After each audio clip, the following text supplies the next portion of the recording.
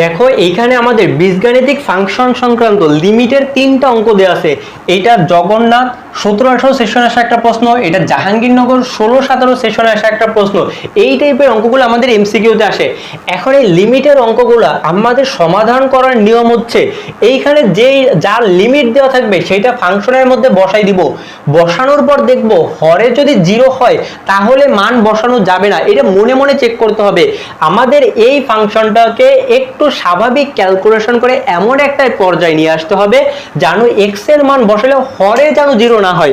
লবে 0 থাকলে সমস্যা নাই, কিন্তু নিচে 0 হওয়া যাবে না, কারণ নিচে যদি 0 হয় উপরে যা কিছু থাকুক তুমি যখন 0 দ্বারা ভাগ করতে যাবা সেটা অসংজ্ঞায়িত চলে আসবে।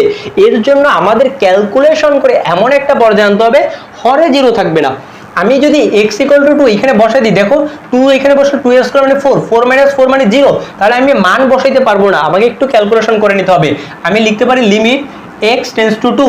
এইখান থেকে দেখো আমার উপরে মিডল টার্ম হচ্ছে x² + 3x - 2x - 6 divided by x² minus হচ্ছে 2 এর হোল স্কয়ার। তাহলে আমরা লিখতে পারি লিমিট x টেন্ডস টু 2, উপর থেকে আমি x কমন দিলে থাকবে x + 3 এবং হচ্ছে গিয়ে -2 কমন দিলে x + 3, আর নিচে হবে x + 2 ইনটু হচ্ছে গিয়ে x - 2 মানে a² - b² এর সূত্র। তার মানে লিমিট x টেন্ডস টু 2 থাকতেছে। এখন এইখান থেকে যদি আমি x + 3 কমন নিই তাহলে আমাদের থাকবে x - 2 এবং হরেও থাকবে x + 2 এবং একটা x - 2। তাহলে এইখান থেকে এইটা এবং এই অংশটা কাটা। এখন হরে যদি তুমি আবার মান বসায় চেক করে দেখো x = 2 যদি তুমি বসাই দাও তাহলে 2 + 2 মানে 4, এখন আর 0 হচ্ছে না, তাহলে আমি এখন x এর মান এই ফাংশনে বসাই দিতে পারবো। তাহলে 2 + 3 ডিভাইডেড বাই হচ্ছে এটা 3, আচ্ছা আমি লবে মান বসাইলে 2 প্লাস হচ্ছে কি 3 আর হরে বসাইলে 2 + 2 মানে হচ্ছে কি 5/4 এবং এইটাই হবে আমাদের অঙ্কের অ্যান্সার। আশা করি বুঝছো।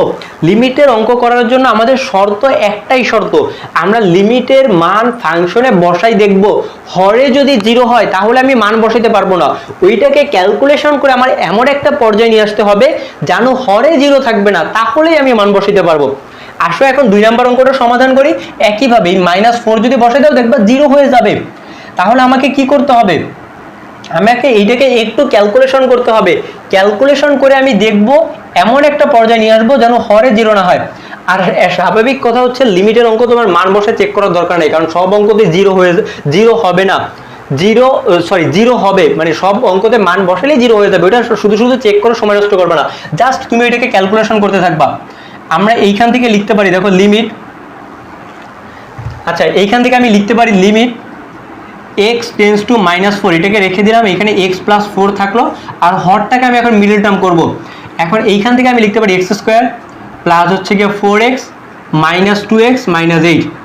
তাহলে পরের লাইনে আমি লিখতে পারবো লিমিট x টেন্ডস টু -4, উপরে x + 4 থেকে যাবে, নিচ থেকে যদি আমি একটা x কমন নিই তাহলে x + 4 এবং পরেরটা থেকে -2 কমন নিলে x + 4 হয়ে যাবে, অর্থাৎ পরেরটা হবে x - 2। আমি একবারে করে ফেললাম। তাহলে দেখো এখন উপরের অংশ আর এই নিচের অংশ কাটা, তাহলে আমার এখন থাকবে শুধু লিমিট x টেন্ডস টু -4, উপরে থাকবে 1, নিচে থাকবে x - 2। এখন আমি একটু চেক করব x এর মান এখানে যদি বসাই দাও -4, এখানে যদি বসাও -4 আর -2 মানে -6 হয়ে যাচ্ছে, অর্থাৎ 0 হচ্ছে না। তাহলে আমি বসাই দিতে পারবো 1/-4 - 2, অর্থাৎ 1/-6। এইটাই হবে হচ্ছে কি আমাদের অঙ্কের অ্যান্সার। আর একটা কথা মনে রাখতে হবে, যখন আমি লিমিটের মান এখানে বসাই দিব তখন কিন্তু লিমিটটাকে লেখা যাবে না, যেই লাইন থেকে আমি লিমিট বসাবো তো সেই লাইন থেকে আমার লিমিটটাকে উঠাই দিতে হবে। আশা করি বুঝছো, খুবই সহজে এইভাবে সমাধান করে ফেলতে পারবো। এখন এই জাহাঙ্গীরনগর 16-17 সেশনে আসায় এই ম্যাথটার অ্যান্সার কত হবে কমেন্ট করে হচ্ছে গিয়ে জানাও। এইটার অ্যান্সার কত হবে তোমরা কমেন্ট করে জানাও। প্রতিদিন যদি এইভাবে টাইপ ভিত্তিক করে অঙ্ক শিখতে চাও তাহলে আমাদের পেজটাকে ফলো করে রাখবা। আমাদের পেজের নাম হচ্ছে গিয়ে লুকায়িত জ্ঞান।